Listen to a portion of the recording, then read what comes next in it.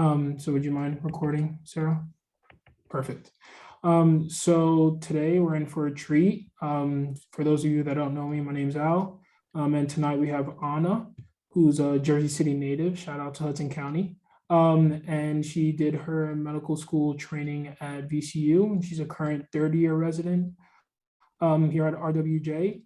In addition to all this, she was the winner of the 2021 Eastern Orthopedic Association Ranwa Award for a presentation on COVID following orthopedic surgery.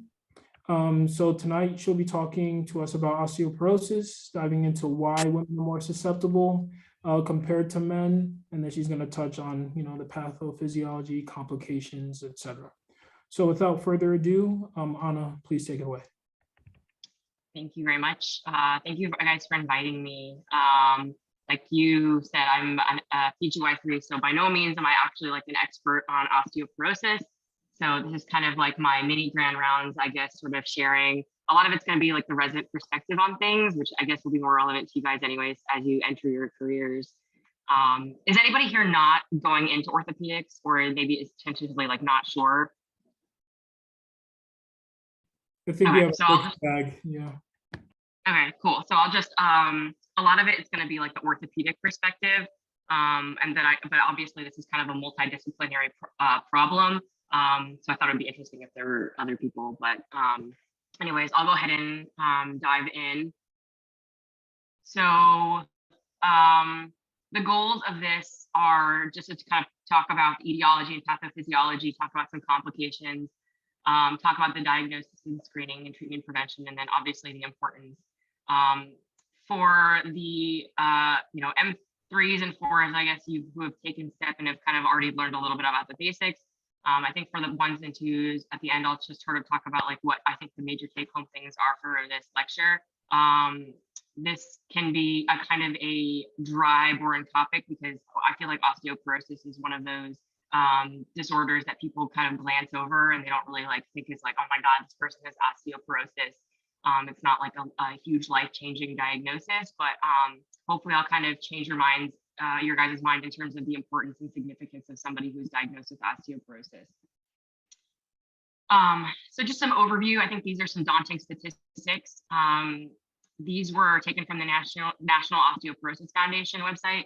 10.2 million adults in the United States have osteoporosis, and over 200 million people worldwide have it. And 43.3 million people have osteopenia. And I'll talk a little bit about the difference between osteoporosis and osteopenia, because I do think it's important to differentiate those two diagnoses. Every year, 2 million people sustain a osteoporotic fracture in the United States and over 9 million people worldwide. And it is the 10th ranked major illness in all of Medicare beneficiaries. So it's pretty common disease. And the ratio tends to be for every 1 male, there's 4 females afflicted. So it's a more heavily affecting the female gender disease. So some other statistics regarding how it affects women more than men. 61% of osteoporotic fractures occur in women. Women are 45, women over 45 spend more total days in the hospital secondary to osteoporosis, whether it's complications from osteoporosis, more likely fractures, versus breast cancer, MI, and diabetes combined. Half of women and a quarter of men will break a bone in their lifetime due to osteoporosis. And for women, this incidence is greater than that of those heart attack, stroke, and breast cancer. 25% of osteoporotic hip fractures are in men. And the 1-year mortality is 20% higher than in men, actually. So I think even though it's important to know that even though women are more affected, if you're a man and you have a fracture, then you're more likely to die from it, which is also a very scary statistic. And osteoporotic hip fractures are on the rise. They're not downtrending. And it's estimated that by 2050, the incidence will increase to 240% in women and 310% in men. So obviously not a problem that's getting any better. It's just getting worse, especially as our population is aging more and more. A side note, it's also a very costly disease to have. Osteoporosis related fractures cost patients and their families and the healthcare system over $19 billion annually. And by 2025, it's predicted that osteoporosis will be responsible for 3 million fractures, resulting in $25 billion in costs. So this is me mixing in my orthopedic knowledge and hopefully trying to engage you guys a little bit. Does anyone want to just see what they, or say what they see here?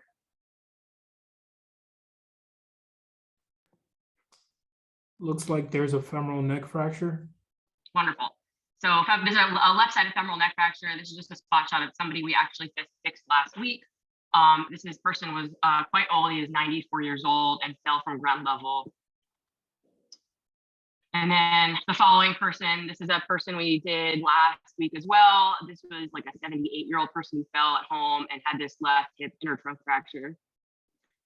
So ultimately, the first person underwent a hip hemiarthroplasty, and then the second person underwent this intramedullary nailing.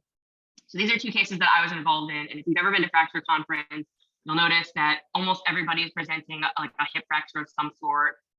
We kind of gloss over the vertebral compression fractures. That's also a very common osteoporotic related fracture. But it's, we kind of just glance over it like, oh, they had a hip fracture and then we fixed it. But these are actually like quite detrimental to our patients. And they're obviously very, very, very common. So this is kind of like a pause moment, because the 1-year mortality after a hip fracture before the age of 50 is extremely high. And this number has just been kind of stagnant. We're not getting really any better at it. The mortality rate is 25 to 30%. So of all the people that we present every week at Fracture Conference, at 1 year, statistically, a quarter to a third of these people are going to be dead, which is a terrifying thought, because people come in through the emergency room every day. Almost every day, there's somebody who breaks their hip, and then we fix it. And then, the mortality rate is insane. And at 6 months, only 15% of these people can walk across the room unaided. So when we're talking to patients preoperatively and their families, and they're asking, they want to just go back to where they were before, most of them won't. And it's a really hard conversation to have. And I don't know if everybody has this conversation as extensively as they should. But a quarter of these people end up in nursing homes, so they lose their independence. They never really get back to where they were before. And half of them never end up where they were before. And I know countless stories of family members who have sustained hip fracture. They get it fixed, everything, the surgery went phenomenally, but they just never got back to their baseline. And that's kind of a terrifying thing to hear, especially as an elderly person and as a loved one of somebody who's elderly and has one of these fractures, that, if you have a high chance of death at a year. And if you survive that 1 year, you are probably not going to be where you were before, which to some people may be worse than a death sentence. So I just wanted to highlight this fact, because this is one of the things that if you were to take anything away from this lecture, is that, these hip fractures are osteoporotic fractures. It's a complication of osteoporosis that's quite common. And osteoporosis is it's a quite preventable disease, and we're not getting any better at treating it. And we really should. And similarly, vertebral compression fractures have also a pretty high mortality rate, 15% mortality at 1 year, which is less than a hip fracture, but the 2-year mortality is actually quite similar to hip fractures. So it's kind of a big deal. Like I said before, we go through Fracture Conference and we're a little bit unfazed by this. We're like, oh, 87-year-old person fell, had the hip fracture, we fixed it, next, move on. But this is a big deal for these patients. And we need to think, especially as orthopedists and being the front line of these fractures, we need to think more about how these are impacting our patients and how we can prevent them. So we'll backtrack a little bit now that I've been really morbid and talked about the death mortality rates, to talk about just what is osteoporosis. So osteoporosis is a quantitative, not a qualitative disorder of bone mineralization. So that's important to distinguish, because it's not that you don't have we often say when we're doing I'm guilty of this too, when we're doing at Fracture Conference, you're like, oh, it's crappy bone, but it's not the quality of the bone, it's just they don't have enough of it, of the bone mineralization. So I'm guilty of it. I say it all the time, and attending say it, we're all guilty, but that's really not what we mean. And so it's kind of a balance of osteoblastic bone formation versus osteoclastic resorption, which is a normal part of bone metabolism. But as we age and people who are afflicted with osteoporosis, their metabolic scales tilt toward more resorption and not enough formation to make up for that. So yawn, it has to do with like rank and want pathways, which I'll touch on a little bit. I don't really want to go too much into it because I think that's just going to make everybody go to sleep after their dinners tonight. And that's not really what I think the purpose and takeaway of this lecture should be. So what is important to know is the WHO definition, the World Health Organization definition of osteoporosis, and that is a bone mineral density measure by DEXA, or dual energy X-ray absorptiometry, mumbo jumbo, it's just DEXA. That is 2.5 standard deviations or more below the average for a young, healthy woman. So this is the T-score versus the Z-score, which is for people who are like age and sex matched and ethnicity matched. The T-score is compared to young, healthy women. So that's people who are in their 30s, where your bone mineralization is at its peak. So you just need to be below 2.5 standard deviations. So osteopenia, on the other hand, is just a T-score less than 1 standard deviation from the young, healthy baseline that they're comparing to. So osteopenia is -1 to 2.5 standard deviations, and osteoporosis is less than 2.5.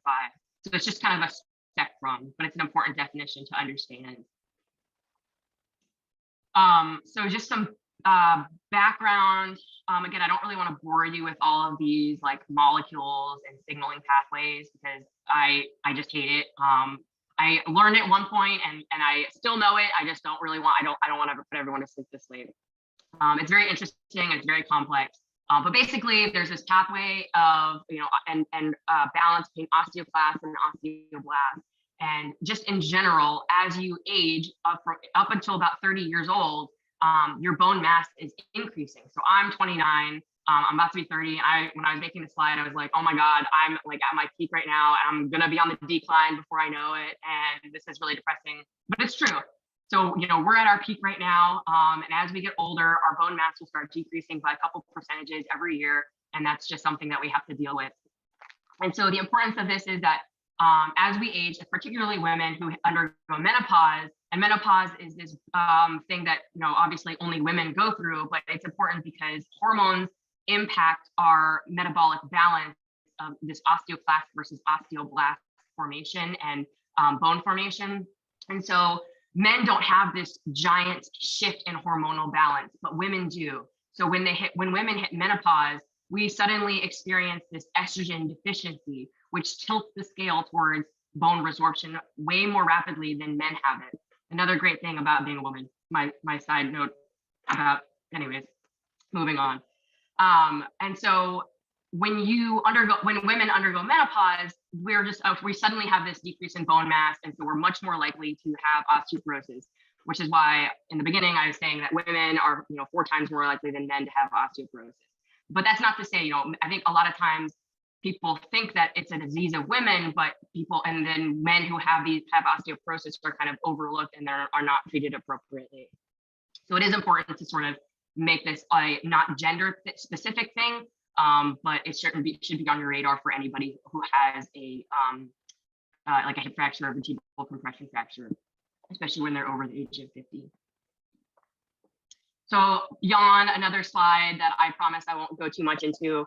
But basically, you have parathyroid hormone is activating osteoblasts. Osteoblasts release rank L. Rank L goes to the rank receptor on osteoclasts. And then this just kind of becomes important because parathyroid hormone is a target of some of the treatments for osteoporosis. It's just important to know that that PTH and then rank ligand are targets for treatments. So in summary, I thought this was a good chart that just sort of talks about the different factors that are involved in bone remodeling. So obviously calcium is good, vitamin D is good. Parathyroid hormone increases osteoclast formation. so that it actually increases bone resorption. And the way I remember this is, I think we also always learn in medical school that it's phosphate trashing hormone. So it takes you're decreasing your phosphate, and in order to accommodate that, you start drawing calcium from bone, so it starts resorbing bone. What's kind of confusing about this is that it also can work in increasing bone formation. So one of the treatments is actually a parathyroid hormone type analog. And so it's actually a little bit confusing, but it's just important to remember that PTH overall will stimulate bone resorption, but if you're using the molecule as a treatment, it's actually a promoter for bone formation. And then, we talked about calcitriol, calcitonin, TSH, estrogen, which we talked about a lot, which inhibits bone resorption, and testosterone. I won't read the slide to you. I can send this PowerPoint to you guys if you want to look at how wonderful my slides look. So overall, so there's just some risk factors, and I broke them down into modifiable and non-modifiable. So obviously non-modifiable, we can't change if we're female, you can't change your ethnicity or your age as you get older, and you can't change your genetics or family history. But I want to focus on the modifiable because those are the things that we can really change and have a huge impact on osteoporosis, and are good targets for treatment and prevention. So smoking is really, really bad for all sorts of reasons, but obviously for osteoporosis, it can make you a lot more susceptible to lower bone mass. And so smoking cessation is a huge modifiable risk factor that if you can get women to stop smoking, especially as they get older, you can hugely impact their risk for osteoporotic related fractures or just osteoporosis in general. Low BMI, so you think of older, frail ladies who are probably nutritionally are lacking and are just really frail and weak, and that's something that we can help just by getting proper nutrition and getting their BMI to a healthier level.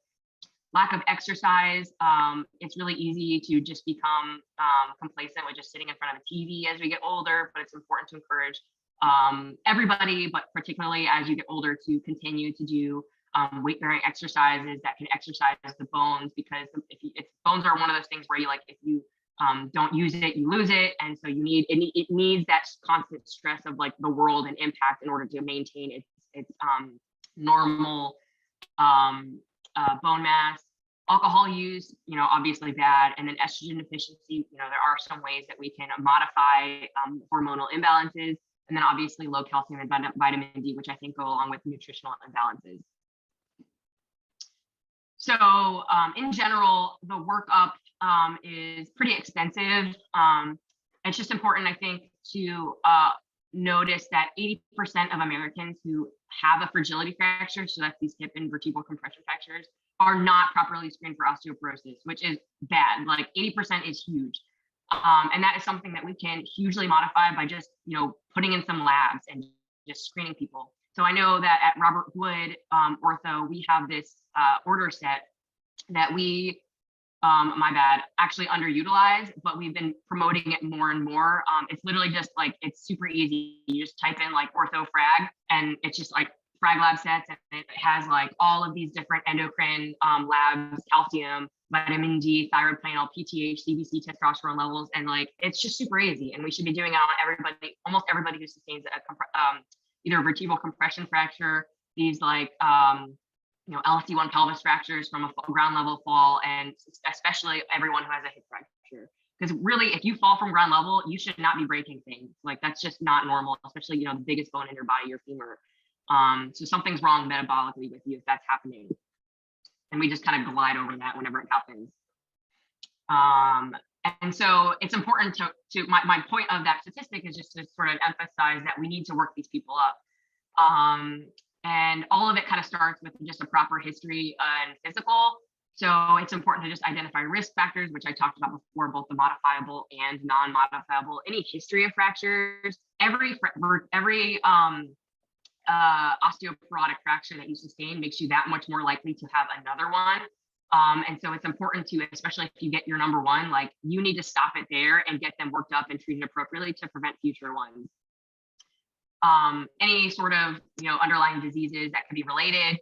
Medications are important to know. There are some medications, particularly steroids, that can have vast impacts on your hormonal imbalances, as well as just your your balance of osteoclast, which is osteoblast formation. Their exercise, alcohol and tobacco use, diet, any history of falls, which is important to know just because you want to know what their risk is of falling and then subsequently breaking something, as well as family history of osteoporosis, and then whether they're in menopause or not. I admit, as an orthopedist who is running around the hospital and seeing these people in the emergency room, my history and of physical are lacking somewhat. I sort of focus on, like, big ones like meds. I don't really ask them about like their exercise. I'll usually ask them about tobacco or smoking and alcohol, but I'm not going like hugely into family history, but probably that we should be. And then any surgical history, especially any endocrine GYN procedures that could tilt their hormonal balances. And then physical things that you're looking for are height and weight to calculate BMI, so you know whether they're in that low BMI range. That's kind of scary for osteoporosis. Kyphosis is kind of significant because that can sort of allude to underlying compression fractures, which will tilt your spine into a more kyphotic presentation. And that'll just give you a hint that they have already sustained a vertebral compression fracture, and you would be more attuned to thinking that, oh, they probably have osteoporosis. Any neurological disorders, and then just overall muscle mass and tone. And then I mentioned before, the lab tests that are super easy to put in are calcium, vitamin D, thyroid, parathyroid hormone, CBC, and then testosterone levels. And then ultimately, the diagnosis relies on the DEXA scan. So what is a DEXA scan? I'm going to be honest with you. I've never seen a DEXA scan. I have seen the results in the office. I know that UOA, where our attendings work, they have one there, and they have this awesome nurse who will perform the DEXAs and then interpret it and then refer them appropriately to orthopedics as well as endocrine and their primary care physician. But in general, it measures the bone density at the femur and then the lumbar spine, which are obviously the two most important areas because that's where you'll sustain osteoporotic fractures. And then it compares these densities to age-matched reference controls of young adults. That's the T-score that I was talking about. And so the report of a DEXA scan will include the bone mass density of the peritrophic regions of the femur, the neck, and then usually the lumbar spine area. And it'll calculate T and Z scores for each region. So then you have your T scores to determine whether or not it's osteopenic, normal, or osteoporotic. And that's again, -1 to -2.5 standard deviations of the T score is osteopenia, and then less than 2.5 is osteoporosis. So that's how we're diagnosing these people ultimately. And this was just me explaining what the difference between T and Z scores is, which may pop up sometime in the future.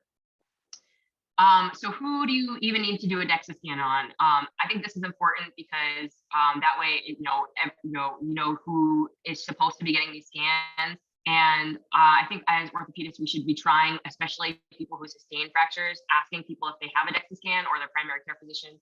Endocrinologists, a lot of like OBGYNs are doing this as like sort of the PCP role, is just getting people into their DEXA scans appropriately. So all women over the age of 65 should be getting a DEXA scan. Patients with secondary osteoporosis, postmenopausal women who have low energy fractures, so that's anybody who falls and breaks their femur or spine, like that shouldn't be happening from a ground level fall. Any incidental findings of a spinal compression fracture, which actually surprisingly does happen quite frequently, and we get consulted about it. Anybody who's had steroid treatment greater than 3 months, any women who have menopause under the age of 40, any history of osteoporotic fractures in these younger women, and then also people who have like extremely low BMIs, any history of a low energy fracture, smokers, and then again with the steroids. I think it's also important to just note that in men over the age of 70, and then younger men with the risk factors of having these low energy fractures should also be screened. So you can't just think of women again, men are also afflicted. So like I said, the diagnosis is ultimately dependent on the definition. We're using T-scores, which is 2.5. And then it's also important to know that other than the WHO definition, the fracture criteria can also make you give you the diagnosis of osteoporosis. So everybody who falls and breaks their hip or spine, they have osteoporosis, regardless of what their DEXA says. So it's important to think about that when they're coming in and whether or not they're getting the appropriate treatment after their surgery. And then I kind of just already said that. So now I'll just talk a little bit on the treatments. And basically the treatments can be broken down into resorptives, anti-resorptives, and then anabolic agents. So the anti-resorptives are inhibiting bone resorption by inhibiting osteoclasts, which are the cells that break down bone. And then there's anabolic agents, which are promoting osteoblastic bone formation. A little bit of interesting side note here. There's some research that is ongoing on the timing of treatment. And so some people think that you shouldn't be starting osteoporosis treatment immediately after, like say someone comes in with a hip fracture, like when should you start their treatment? Do you need to wait a certain amount of time after you treat them, or should you start them immediately? And there's not a lot of like high level of evidence data. But most of the research that does exist says that there is no real difference. And there's like basically a theoretical risk that by starting these treatments, because you're tilting the balance of osteoblastic and osteoclastic balance, you are disrupting the ability for callus remodeling, which is obviously part of bone healing. And so because of that theoretical risk, a lot of people were like, maybe we should be treating these right away. We should let the body take its course, let the osteoclast and the osteoblast duke it out and remodel. And then, but obviously, like I said, there's not a lot of evidence to prove that that's true. So there was a couple of trials, the Horizon trial and the Freedom trial, that kind of looked at various treatments perioperatively, and they didn't really find any increase in non-union rates or delayed healing. So going back to the anti-resorptives, we talk about, and you'll hear a lot about the diphosphonates or bisphosphonates. These are medications that work in two ways. There's the nitrogen containing and then the non-nitrogen containing. And usually we talk about the nitrogen containing, which is a synthetic analog to pyrophosphate. And then there's the non-nitrogen containing, which is a toxic ATP analog. But overall, basically what it does is these inhibit osteoblasts. There's also the RANK-L monoclonal antibody. So RANK-L, we talked about being involved in class survival. And so this is an antibody to RANK-L, which will then decrease your amount of osteoclast survival, therefore promoting bone. So that's denosumab. And I don't really want to read all of these different bisphosphonates. There's a lot of them, but basically that's how they work. And then there's also raloxifene, which is a estrogen receptor agonist in bone, but an antagonist in breast, which is important because obviously you don't want to just shoot people up with a bunch of estrogen, because then that can cause a lot of other issues. So raloxifene is a good way to specifically target bone estrogen receptors. And then another medication that is often used, or I wouldn't say often used, because I haven't actually seen it being used a lot, but is there's some research that shows that calcitonin is good for treatment of acute vertebral compression fractures, particularly analgesia. As an analgesic, I honestly haven't seen that being used a lot, but I do know that there's literature to support that. So these are the anti-resorptives. Again, I think it's just important to know that there's the bisphosphonates are basically inhibiting osteoclasts, if you're to take anything away from this really boring slide. Another important part about bisphosphonate treatments is that there is a risk for atypical femur fractures. The incidence is 3 to 50. Oops, my AirPods are dying. 1 second.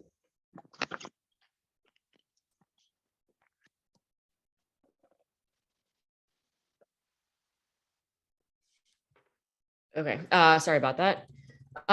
So these are not super common, but they do happen. We just fixed someone who sustained an atypical femur fracture on Sunday.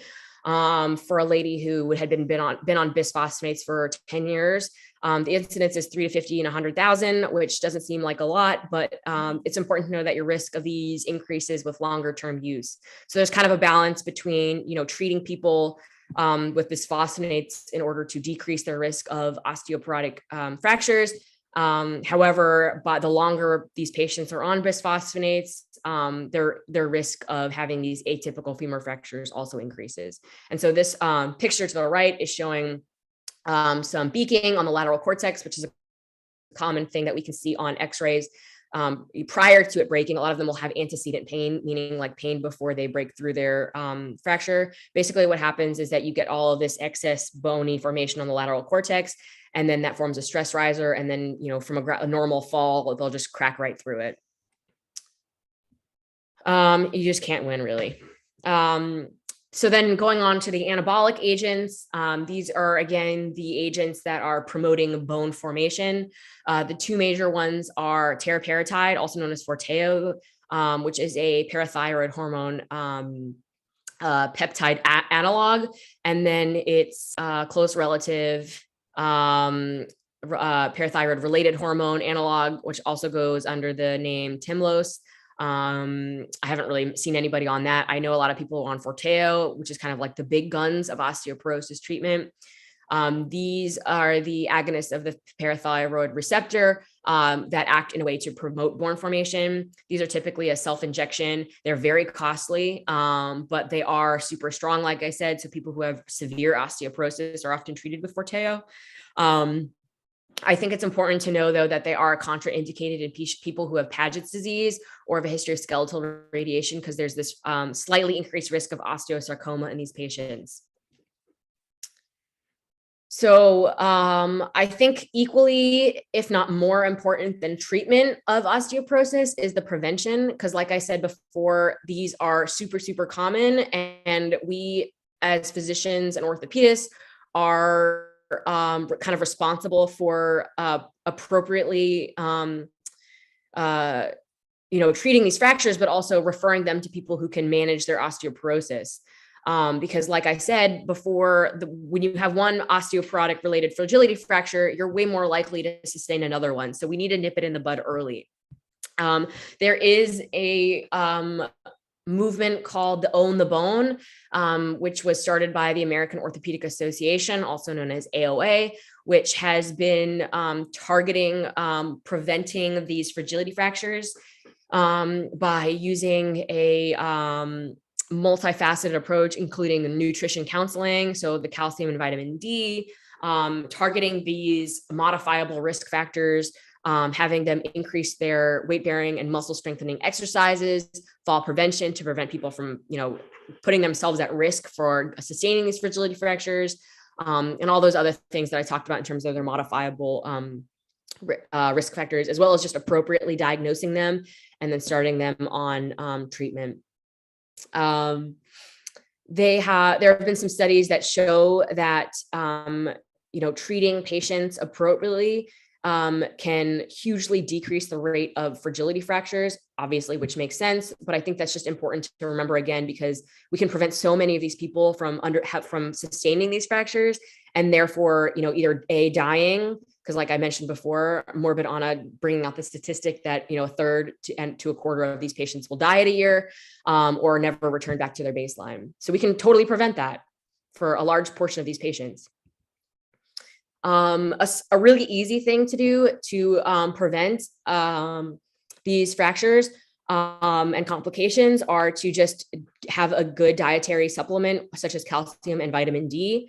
And the recommendation right now is broken down by age, but these patients that have these fragility fractures over the age of 50, they are recommended to have 1,200 to 1,500 milligrams per day. And then, these are similar for patients who are being treated for a healing fracture in a long bone. We often put them on supplementation, and then vitamin D requirements as well. So these are really easy, like over-the-counter supplements that patients can buy, and that we should be recommending to everybody, especially when they sustain a fragility fracture.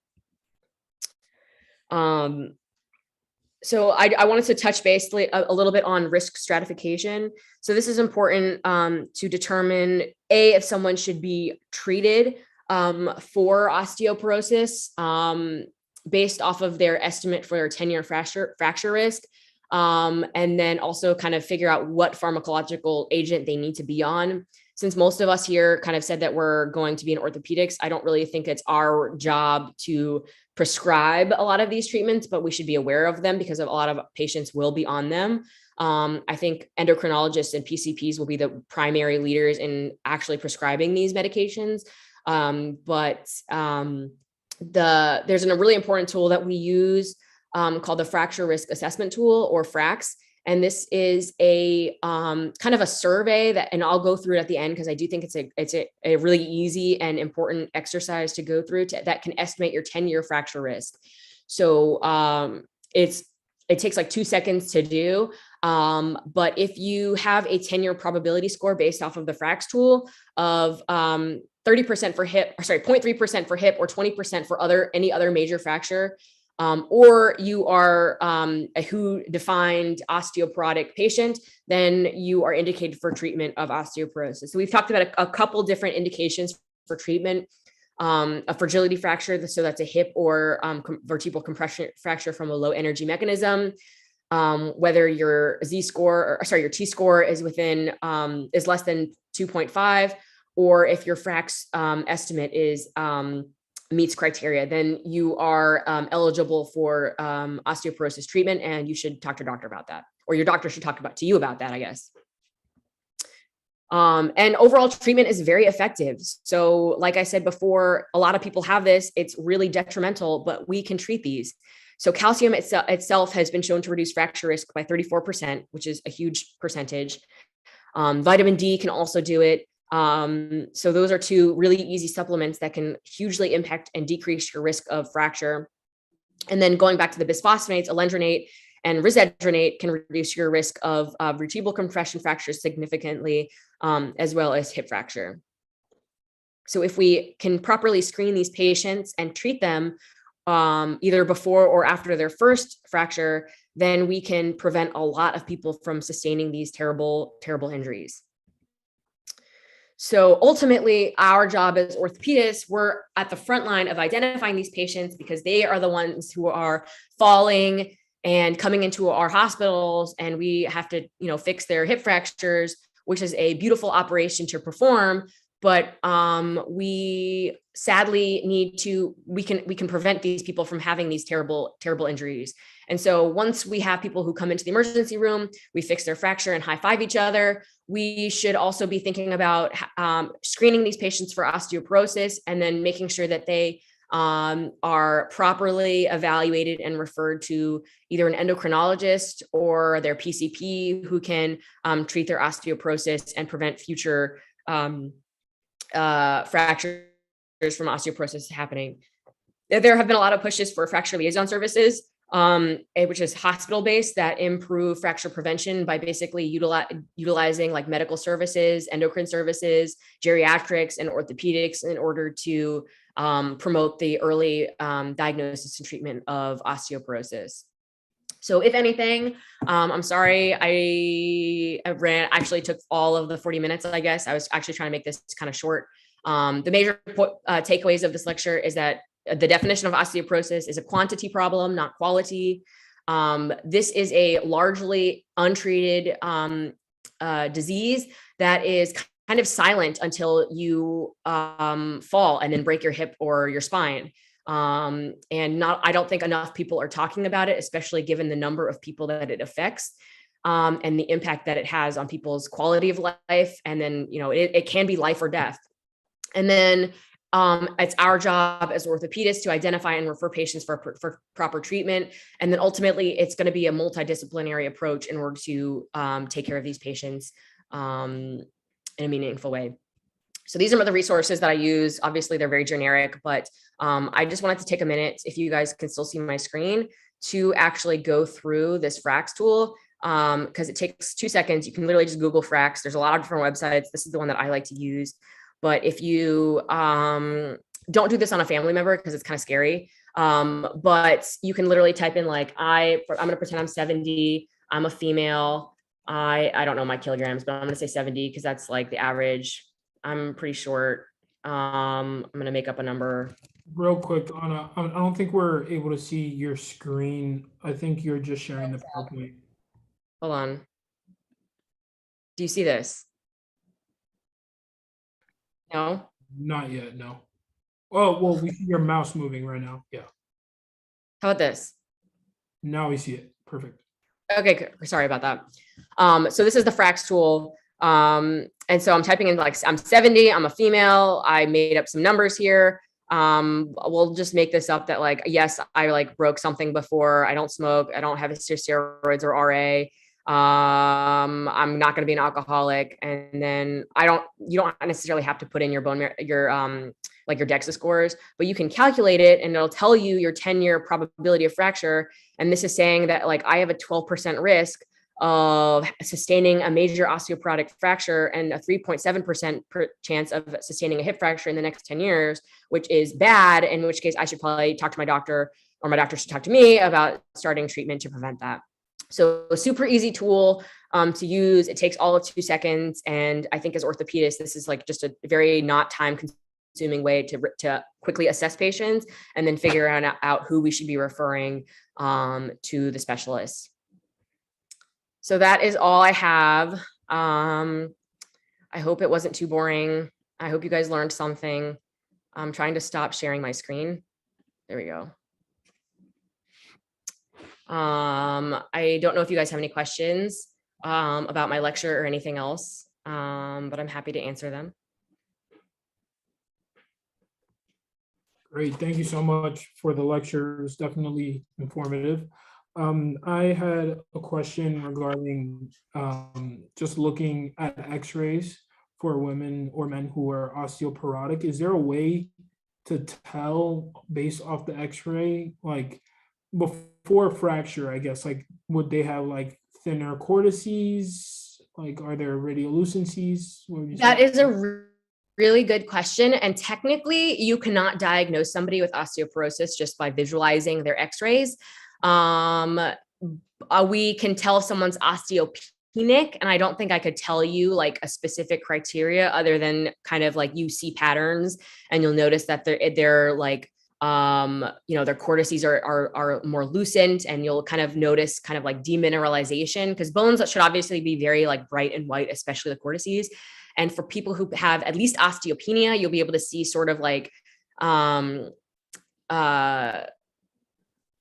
almost, it's just like lighter looking and more lucent. And it almost just looks like someone took the transparency dial and just like dialed it over a little bit. But I don't know. I mean, there's probably like a definition where you could like plug it into a computer and like, they could tell you like, oh, there's this many pixels or something. I don't know. But a lot of us, I think when we're looking at x-rays, we say like, oh, they have really osteoporotic bone, but technically you can't say that because osteoporosis is a definition based off of the T values, like I said, and you obviously can't like read those T values off of just a plain x-ray, but you can tell if someone's osteopenic, and you can make you can probably like assume, I mean, you can definitely say if someone has osteoporotic bone if they have a femoral neck fracture, and then also their bone looks like osteopenic, because then, they had sustained a fragility fracture, which kind of defines them as a osteoporotic patient. But yeah, that's a really good question. Okay. To that end, are there certain fracture patterns that you've kind of picked up on that osteoporotic patient is more predisposed to? Yeah. So in general, the two most common are vertebral compression fractures and hip fractures, regardless of the hip fracture, whether it's interchoke and femoral neck. They're both considered from a low energy fall. That's like just like falling in your kitchen or something. Like you shouldn't be breaking your hip. So those, just any of those, all of those are bad. And which is why I was trying to say that, like, we see so many of them and then we kind of just like move on. We're like, oh, they had hip fracture, next hip fracture. Like that's like not a normal thing. And people who have hip fractures, that means that something is going on. So hip fractures, vertebral compression fractures from either falls or just like the weight of the world. And then oftentimes like distal radius fractures are common in the elderly. They're also common in the not elderly, but like low energy mechanisms are sort of are pretty common. But there's also like insufficiency fractures. So like LC1 pelvis fractures and like old people who fall are also kind of concerning for people for osteoporosis. So that's where you see like pubic rami fractures from a fall. Like you shouldn't be breaking your pelvis from just, falling on your bottom. And so those are kind of like the main ones. The most significant ones, though, I think are the hip fractures, because those are the ones that we know are associated with high mortality, and we need to bring those numbers down. Okay, thank you. I was wondering if you could kind of describe the connection between like chemotherapy and bone loss, and Between what? like chemotherapy or radiation therapy. Oh, I wish I could give you a really good answer on that. Chemotherapy, depending on what it is, a lot of them target different mechanisms. So in general, I don't know if I can answer that question just because there's so many different things that it targets. But in general, when I see patients who are on chemo for whatever cancer they have, chemo tends to just throw everything out of balance in your body. And so they're immunosuppressed, they are hormonally suppressed, and a lot of their normal signaling pathways are completely just thrown away, and your whole ability to heal and grow are just completely out of whack. And so that I wish I had a better answer for you, but like there's so many different types of chemotherapies that in general, like that's my orthopedic way of interpreting that. Sorry, I don't have a more specific answer for you. Oh, that's good. But like anybody who's on chemotherapy or like has radiation, their metabolism and especially bone metabolism, like balance is just like thrown off. And so they're at higher risk of osteoporosis, and then certainly fragility fractures. Got it. Thank you. You mentioned that there were like certain endocrine procedures or gyne procedures that puts patients at increased risk. Could you kind of give us some examples of what type of procedures we should look out for? Yes. So in general, thyroidectomies, parathyroidectomies, there's not an insignificant number of patients who have like hypothyroid or like had like a thyroid nodule and had their thyroid removed, and should be on treatment, but they may not necessarily be on treatment or the appropriate treatment regimen. Those are the two major ones in terms of endocrine. GYN wise, patients who have had like hysterectomies, for whatever reason, their hormones are also thrown out of balance. And so they are often at an increased risk for having osteoporosis. So those are the major procedures and the most common ones that I hear about in patients that kind of alert me that I should be thinking about osteoporosis or an increased risk of osteoporosis. Part of the problem with this is that most of the people that I meet, because I'm hospital-based as a resident, I meet people when they've already had a fracture. And so when I'm getting their history, I've like found out almost like too late. I'm like, oh, like what medications are you on? And they're like, oh, I've been on bisphosphonates for 10 years. I'm like, all right, too late. You have like an atypical femur fracture or femoral neck fracture. I'm like, all right, like what is your medical problems? And they're like, oh, I had a thyroidectomy 50 years ago. And like, I forgot to take my levothyroxine. Like, it's almost like a little bit too late, but like, we're kind of like we're still like the front line in the sense that like still 80% of people don't get screened appropriately. And we kind of are seeing these people at their like first signal that something's going wrong, and we need to start like sending these people to endocrinologists and their PCPs to get them on appropriate treatment and screen them and to prevent future injuries. Okay. Does anyone else have any other questions? I have a couple more, but I don't want to hog. I have a quick question. I was wondering for patients with like repeat osteoporosis related fractures, do they tend to fracture not in the same location, but if they had a lumbar compression fracture, does that mean that they're more susceptible to having more of those, or does it really not matter? Statistically, yes. Once you sustain one lumbar compression fracture, you are that much more likely. There's actually statistics. I'm forgetting it right now. You are much more likely to sustain another compression fracture, and then there's also you're also at an increased risk of then also sustaining like a femoral neck fracture. I don't think it's necessarily like, oh, you're just going to keep getting compression fractures. You're just at an increased risk for fracture period, just because your like bone is, your bone mineralization is so low. I was about to say your bone quality is low, but then I would be kind of going against my whole lecture. So. Thank We you. have a question in the chat. It says, do you see any associations between postmenopausal women with cardiovascular conditions and osteoporosis?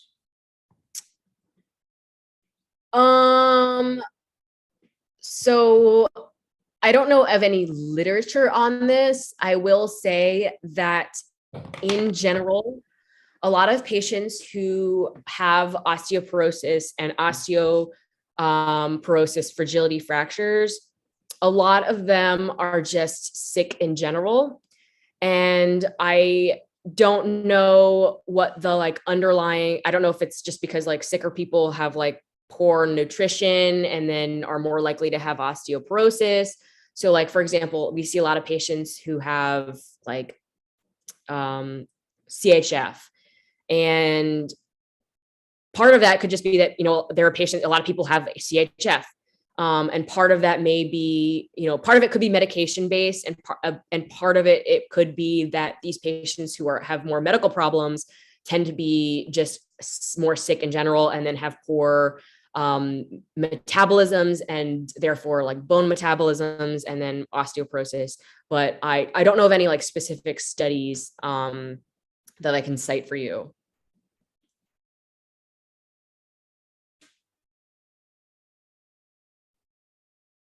Great question. Don't have an answer. All right, so I have two last questions. So the first one being diet. So after, someone comes in, they sustain a fracture, they're osteoporotic, you put them on a supplement, and maybe they're taking some meds, right? Do you ever, like, I know you're gonna have to, maybe like address like maybe some lifestyle changes, like maybe you put them on like a weightlifting program so that they can try to build up some bone after they've fully recovered. Do you ever like how do you suggest any diet changes? Like, are you telling them to drink a bunch of milk, or that is also a else? really good question, and I think that goes back to the multidisciplinary approach. There is actually in our order set that I mentioned before, the Fragility Frag Lab order set, not only are there labs to screen patients, but there's also an automatic dietitian or nutritionist consult that's placed. And to be honest, I don't know specifically what they talk about. I've never like sat in on one of those.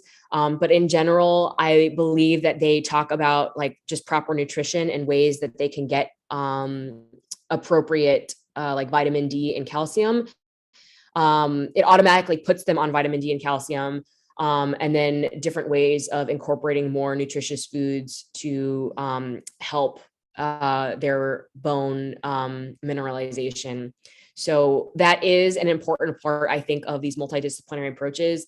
Like I said, even though orthopedists are the ones who are diagnosing people a lot with these fragility fractures and potentially could be referring a lot of patients, I think it's a big thing, like geriatrics, PCPs, nutritionists, dietitians, physical therapists who work with patients, OBGYNs. Like there are a lot of people who are involved in making sure these patients are appropriately counseled, treated, and then put on preventative measures. I hope that answered your question. No, yeah, definitely. And then, are you ready for one more? I'm ready. Bring it on.